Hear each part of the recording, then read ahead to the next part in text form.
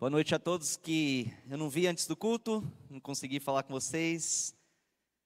Hoje à noite eu creio que a mensagem não vai ser muito prolongado. Quero tentar ser bem objetivo hoje.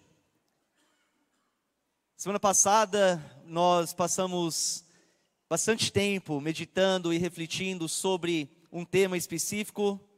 Esse tema foi? Vocês lembraram? Alguns de vocês lembraram. Sobre missões. A gente passou o dia inteiro no sábado nos aprofundando nesse tema. Nós entendemos por meio das mensagens que ouvimos que cada um de nós temos um chamado individualmente para ser ativo, estar participando ativamente em missões. Nós entendemos que missões também é um termo bem abrangente. Ou seja, existem diversas formas, muitas formas que você pode se envolver naquilo que Deus está fazendo aqui nessa terra, na missão que Deus começou muito tempo atrás. E nós entendemos claramente que como discípulos de Cristo, se de fato você se chama discípulo de Cristo, você tem o chamado de buscar a saber como que você pode se envolver. Como que Deus quer te usar especificamente para missões, para promover missões. E a minha oração era que, por meio disso, cada um saísse deste lugar determinado a individualmente colocar tudo aquilo em prática. Estar determinados a se envolver em missões. Daí, domingo passado, o pastor Jay pregou uma mensagem fantástica.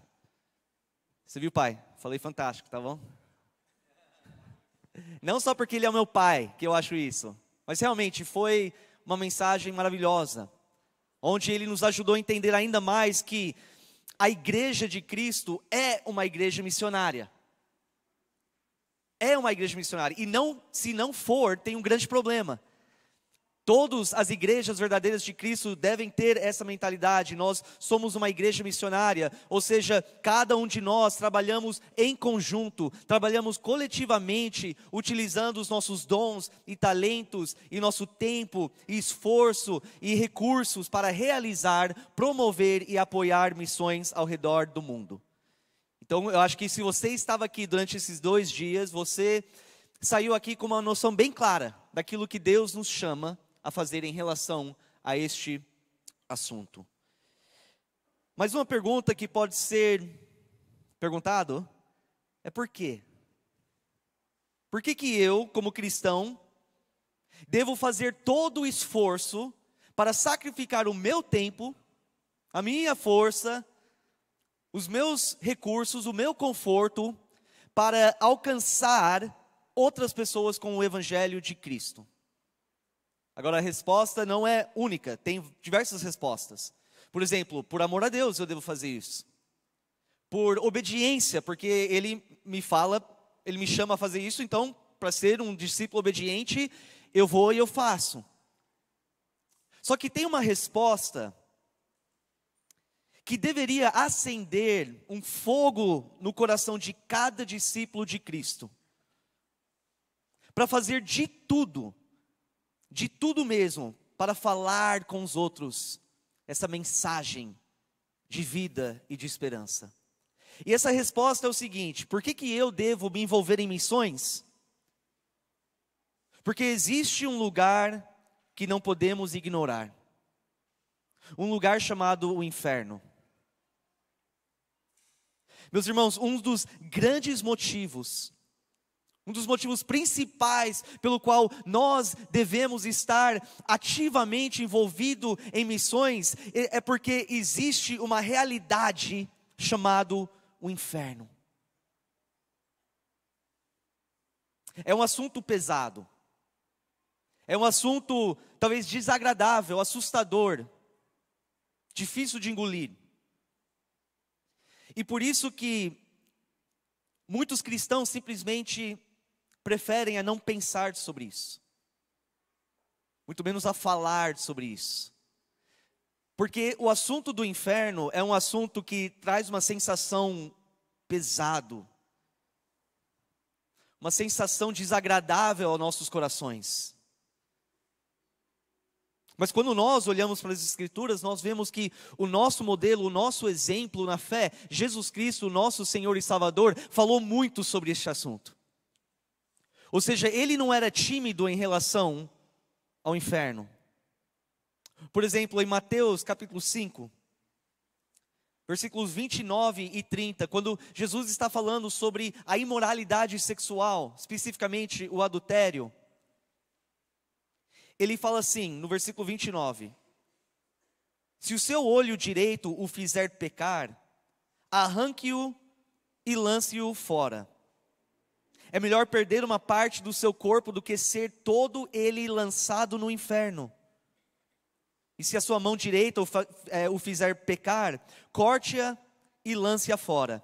É melhor perder uma parte do seu corpo do que ir todo ela para o inferno. O que é importante a gente lembrar é que quando Jesus fala essas palavras, ele não estava falando apenas com uma ou duas pessoas, que ele sabia não ia ficar ofendido ou chateado, não. Neste momento ele estava diante de uma multidão de pessoas, pessoas curiosas para ouvir o que Jesus vai falar. E para um homem comum, vendo uma multidão de pessoas indo até esse monte onde ele estava, só para ouvir falar o que ele iria falar, muitos homens ficariam orgulhosos disso. Talvez pensariam, tá bom, o que eu posso falar para manter esse povo aqui? O que eu posso falar para agradar eles, para que eles continuem a me seguir, continuam a me ouvir? Mas Jesus não. Jesus, ele olha diretamente para este povo e ele fala: se você não totalmente erradicar o pecado da sua vida, você será lançado no inferno. Ou seja, ele não estava preocupado se ele ia chatear alguém. Ele não estava preocupado se ele talvez iria ofender alguém que estava na multidão. Ele não estava preocupado em perder seguidores por causa dessa mensagem. Não, ele não mediu as suas palavras. Francamente, ele fala para as pessoas: se você não permitir com que Deus trate o seu coração, se você não se arrepender dos seus pecados e buscar uma vida de santidade, você certamente será lançado no inferno. As pessoas poderiam pensar: cara, que homem radical. Mas ele não estava preocupado em ser chamado um homem radical. Ele estava preocupado no destino eterno da alma de cada um que estava naquela multidão. Então ele levanta a voz dele. Ele alerta essas pessoas sobre essa realidade, sobre este lugar chamado inferno que esperaria eles, se eles continuassem nos seus pecados. Sabe, na igreja nós falamos muito sobre salvação. Muito. A gente usa frases do tipo: você precisa se arrepender, se arrepende dos seus pecados, aceita Jesus como o seu Salvador, recebe Ele na sua vida por meio de fé e você será salvo. Mas salvo do quê? Isso é o que muitos não querem mencionar. Salvo do quê? Mas como Cristo, nós precisamos alertar as pessoas, para que elas entendam exatamente do que eles precisam ser salvos. Sabe por quê? Porque o inferno não é algo simbólico, não é algo metafórico. O inferno não é algo que a igreja ao longo dos séculos inventou para tentar assustar as pessoas e assim conseguir controlar e manipulá-los a fazer o que a igreja quer que elas façam. Não. A igreja é um lugar real. O inferno é a igreja também. O inferno é um lugar real, verdadeira. Criado, na verdade, pelo nosso próprio Deus. O inferno foi criado por Deus para ser um lugar de punição, para ser um lugar de castigo para todos aqueles que o rejeitam, tanto homens quanto anjos. Em Mateus capítulo 25, Jesus está falando sobre o dia do julgamento. Ele está nos ajudando a entender como será o fim, Como será o momento em que Deus vai julgar o mundo, vai julgar as nações? Mateus 25, versículo 41.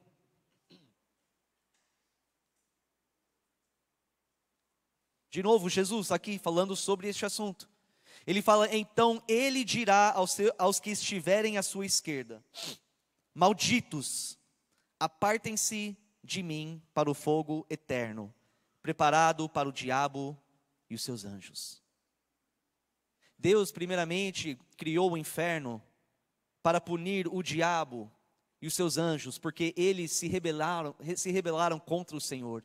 Porque eles se levantaram em orgulho e arrogância e tentaram tomar a posição de Deus. Então ele cria o inferno para eles. Mas infelizmente a humanidade, no geral, tem também se levantado em orgulho, em arrogância, achando que podem ser o Deus das suas próprias vidas, rejeitando aquele que os criou. Ou seja, seguindo o exemplo do diabo e os anjos. Estes também serão lançados no inferno. Mateus 10, versículo 28. Cristo de novo. Ele fala: não tenham medo dos que matam o corpo, mas não podem matar a alma. Antes tenham medo daquele que pode destruir tanto a alma como o corpo no inferno. Apocalipse capítulo 21. Se você conhece o livro de Apocalipse, você sabe que todo esse conteúdo nesse livro foi escrito pelo apóstolo João, que lá para o final da vida dele recebeu uma revelação daquilo que iria acontecer no fim dos tempos. E ele descreve muitas coisas, e chegando no final do livro, no capítulo 21, ele tem uma visão do julgamento, do momento em que Deus envia as pessoas para o seu devido lugar. Versículo 6 a 8, disse-me ainda, está feito, Jesus falando com ele: eu sou o alfa e o ômega, o princípio e o fim.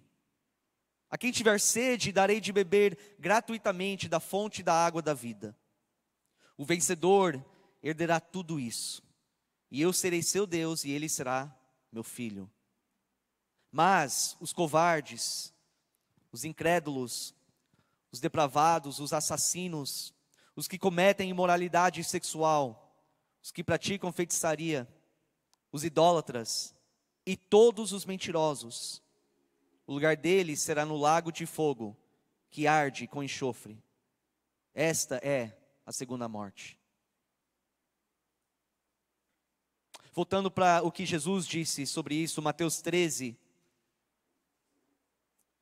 começando em versículo 47, Jesus, ele conta uma parábola aqui para explicar para as pessoas como que funciona o reino de Deus, como que funciona o reino dos céus, o que nós poderemos esperar ao contemplar sobre o reino de Deus. Ele fala: o reino dos céus é ainda como uma rede que é lançada ao mar e apanha toda sorte de peixes. Quando está cheia, os pescadores a puxam para a praia.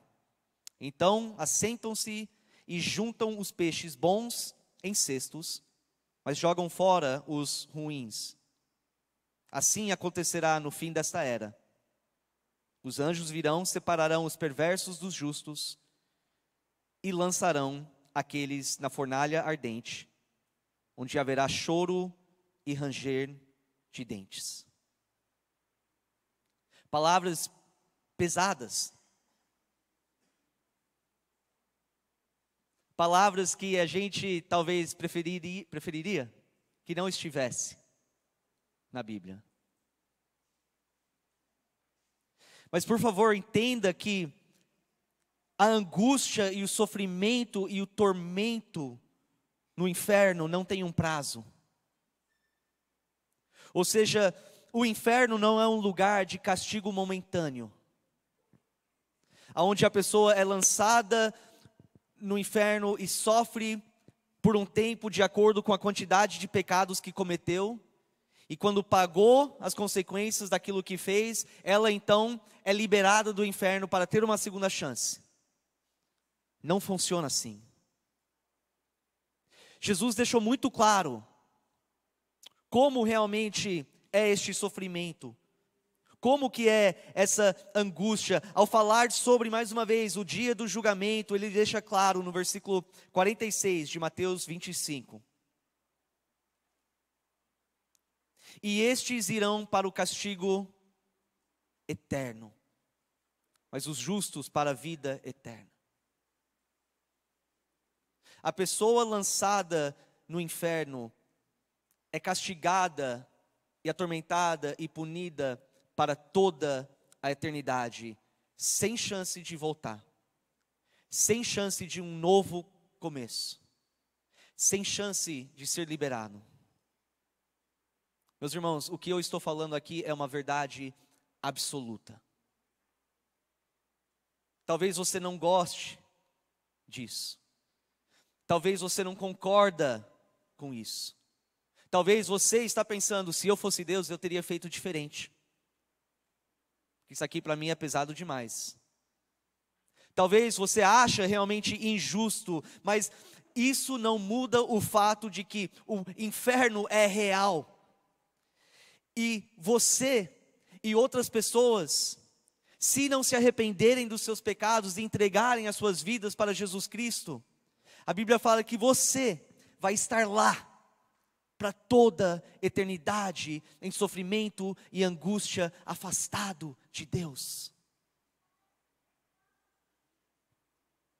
Acho que o inferno vai estar cheio de pessoas que achou aquilo injusto, que achou aquilo pesado demais, que não concorda, mas isso não vai mudar o fato que é uma realidade e não podemos negar essa realidade. Mas o fato é que muitos de nós tratamos o inferno como se fosse algo alegórico, como se não fosse realmente real. Ou talvez nós vivemos com uma falsa esperança de que de alguma forma, talvez o inferno não vai ser tão ruim como nós lemos a descrição na Bíblia. Talvez, possivelmente, não vai ser tudo aquilo que nós entendemos aqui. Talvez esperamos que nós mal interpretamos o que a Bíblia fala sobre o inferno, como será o inferno. Muitos de nós ignoramos este lugar. Mas a verdade é que o inferno vai ser muito pior do que você consegue imaginar. O inferno vai ser muito pior do que você consegue até compreender aqui nessa terra. A gente compreende até um certo ponto ao ler a descrição sobre o inferno, mas eu tenho certeza que o inferno será pior do que você consegue compreender pelas Escrituras. O inferno vai estar cheio de pessoas que finalmente, depois de muitos anos nessa terra, depois da morte, enxergaram Cristo. E tiveram que dobrar os joelhos e prostrar diante dele e confessar o nome dele. E naquele momento eles entenderam. Eles de verdade entenderam a realidade sobre a nossa existência. E eles viram o poder e a majestade e a beleza e a glória do Filho. E vai cair a ficha de que eles tiveram oportunidade após oportunidade de aceitá-lo na terra, mas escolheram a rejeitá-lo, então foram rejeitados. E eles vão viver uma eternidade pensando nisso. Eu poderia estar com ele, eu poderia estar na glória, na presença da majestade, do Rei dos Reis, mas eu escolhi a rejeitar. E eu creio que isso vai ser a pior parte de uma pessoa no inferno. É conhecer quem Cristo é e saber que não pode estar junto. E nunca estará junto. A gente não gosta de pensar sobre isso, porque como eu falei no início, gera um desconforto grande. A gente não gosta de pensar sobre o fato de que neste exato momento, há milhões após milhões, após milhões, após milhões de pessoas neste mundo que estão no caminho que leva ao inferno. E essas pessoas de quem eu falo, são pessoas com quem você estuda, são pessoas com quem você trabalha, são pessoas com quem você tem amizade, ou talvez pessoas dentro da sua própria casa. Neste exato momento, no caminho que leva ao inferno, um lugar de angústia e sofrimento por toda a eternidade. Nós não podemos ignorar este lugar, mas é mais fácil ignorar, é mais fácil. É mais fácil se a gente ignora a realidade do inferno, é mais fácil se a gente não pensa sobre isso, se a gente não fala sobre isso. Porque quando a gente não pensa, não fala sobre o inferno, a nossa consciência fica mais leve, não pesa tanto. A nossa consciência não pesa tanto quando nós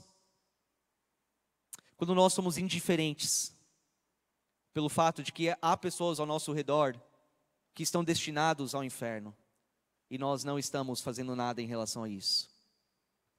Quando eu não penso sobre o inferno, quando eu trato como se fosse algo simbólico, a minha consciência não pesa tanto. Quando eu fico parado, eu não me envolvo em missões, eu não participo, eu não faço algo para tentar levar o conhecimento, essas pessoas ao conhecimento de Cristo. E talvez você fale, mas eu não sou indiferente. Então eu te pergunto, o que você está fazendo, o que você tem feito para tentar alcançar essas pessoas com o Evangelho de Cristo? Será que você está agindo com urgência? Sabe, às vezes nós tratamos essa vida como se a gente vai viver para sempre e os outros também vão viver para sempre. Tem tempo. Tem tempo para eu alcançar a pessoa, tem tempo para eu convidar a pessoa para a igreja, tem tempo para eu tentar evangelizar ela. Mas você não sabe quanto tempo tem. A Bíblia fala que essa vida realmente é passageira, passa muito rápido. Não coloca uma esperança no tempo. Faça isso hoje, alcança as pessoas hoje, porque pode ser tarde demais amanhã.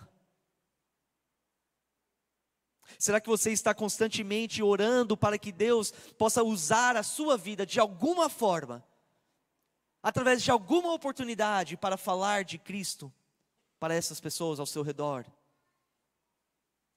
Aí eu fiquei pensando, como que nós, que temos o conhecimento deste lugar chamado inferno, como que nós, sabendo que vai ter pessoas que vão para aquele lugar e vão passar uma eternidade naquele lugar, como que nós podemos conhecer isso e no mesmo tempo ficar calados?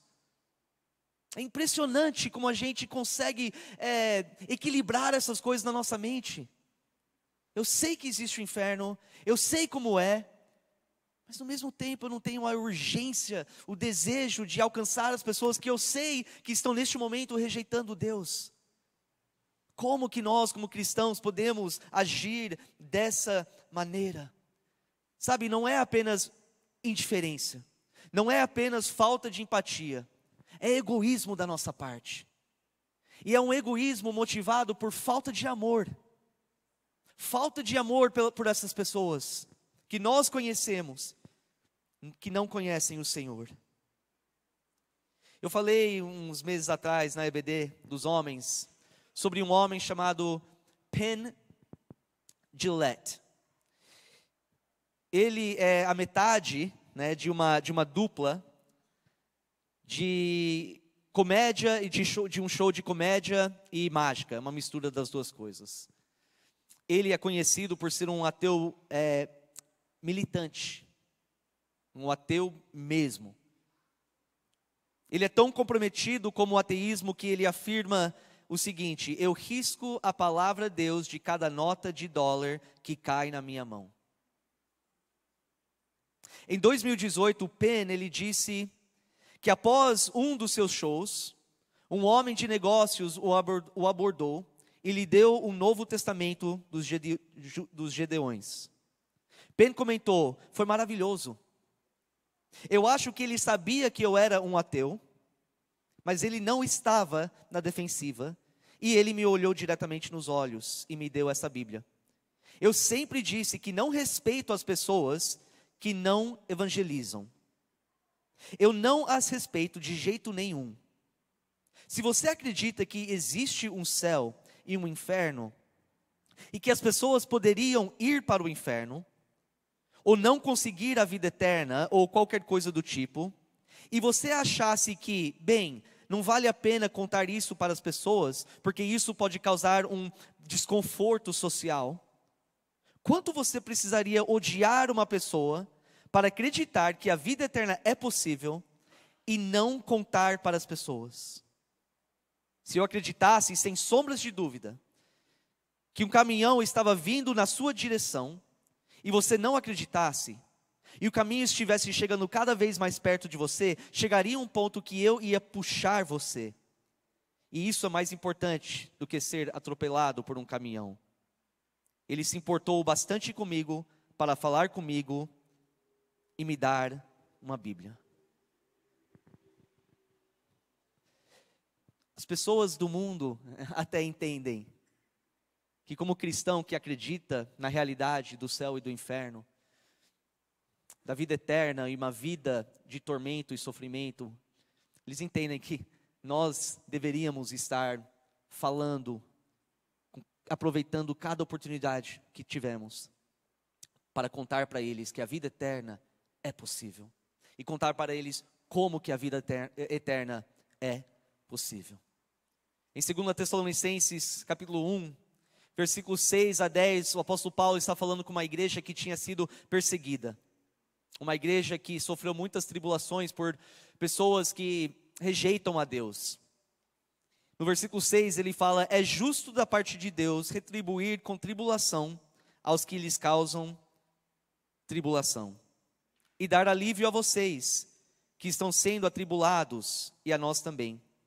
Isso acontecerá quando o Senhor Jesus for revelado lá dos céus, com seus anjos poderosos, em meio a chamas flamejantes.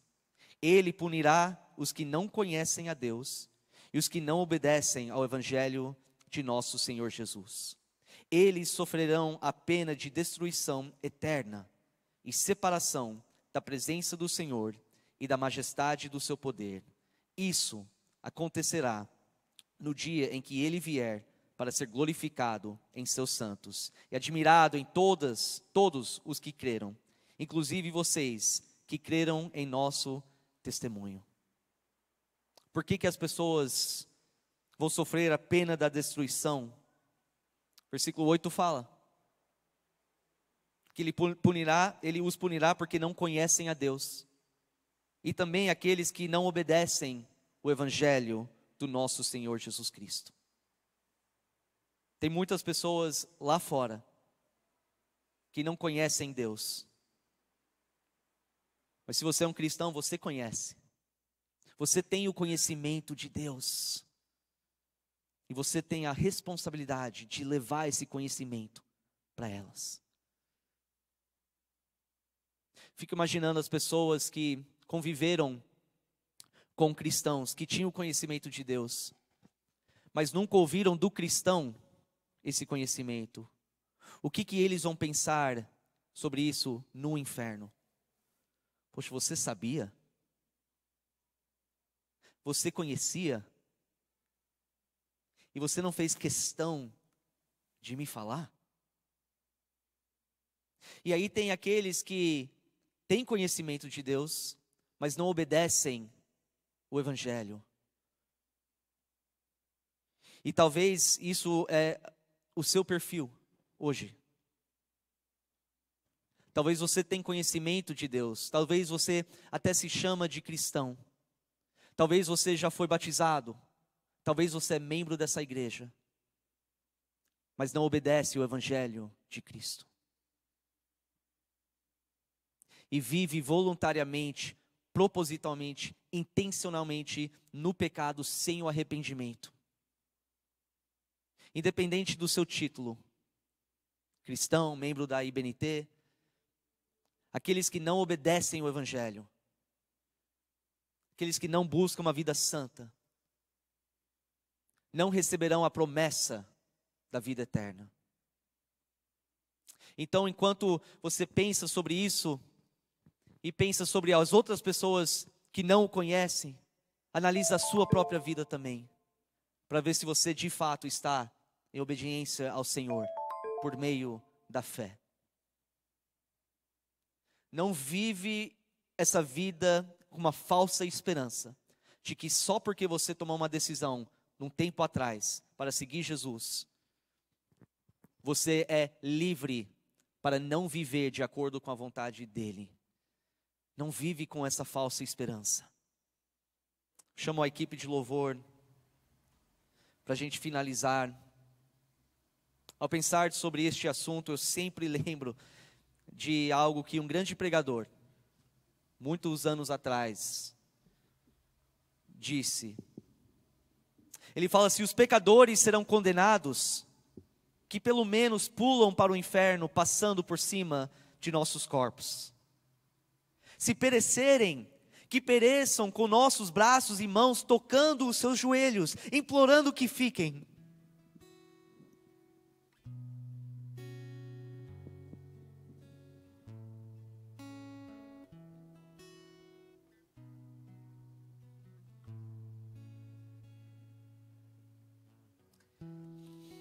Se o inferno tiver de ser cheio, pelo menos que seja cheio, apesar de nossos esforços, e que ninguém entre ali sem estar avisado e sem que se tenha intercedido por essa pessoa. Por que eu devo me envolver em missões? Porque existe um lugar chamado inferno, que eu não posso ignorar. E porque eu simplesmente não quero que pessoas vão para este lugar. E é por isso que eu devo fazer todo o esforço. Devo estar constantemente orando, sempre alerto, para aproveitar cada oportunidade que o Senhor me dá, para falar de Cristo. Eu sei que eu não consigo controlar ninguém. Não consigo forçar as pessoas a se arrepender. Mas no final da minha vida eu quero ter certeza que eu fiz a minha parte, que eu fiz de tudo para alcançar almas que estavam destinadas ao inferno. Neste momento eu convido você a se levantar. Nós vamos ter um último louvor. Este é o momento que você pode levantar a sua voz e louvar o Senhor. Sabe, a gente faz isso aqui porque nós somos gratos, porque Ele nos salvou. Talvez não todos aqui, mas muitos confessam Ele como Senhor e Salvador, e nós levantamos a nossa voz e agradecemos: Senhor, obrigado pela salvação, o sacrifício perfeito. Mas nós não saímos deste lugar com a vontade, um desejo para que outras pessoas possam estar na mesma posição, mesma condição diante de Deus que nós estamos. Então, enquanto nós cantamos, fale com o Senhor, pede para Ele te dar coragem, para Ele te dar uma vontade imensa para alcançar almas por meio do Evangelho. Talvez venham pessoas na sua mente, ore por eles. Ou talvez você é a pessoa que precisa do arrependimento. Talvez tenha alguém aqui que nunca se arrependeu dos seus pecados, nunca teve um momento específico na sua vida em que você clamou ao Senhor por salvação, confiando que Jesus morreu por você. E se você clamar a Ele e pedir salvação, e pedir para Ele entrar na sua vida, certamente você será salvo. Talvez você precise fazer isso. Ou talvez você é um cristão, um conhecedor da palavra, mas sabe que a sua vida não está certo com Deus. De qualquer forma, tem um momento entre você e Deus. O altar está aberto, nós temos homens e mulheres aqui que querem orar com você, querem orar por você. Mas neste momento fica à vontade entre você e o Senhor enquanto cantamos.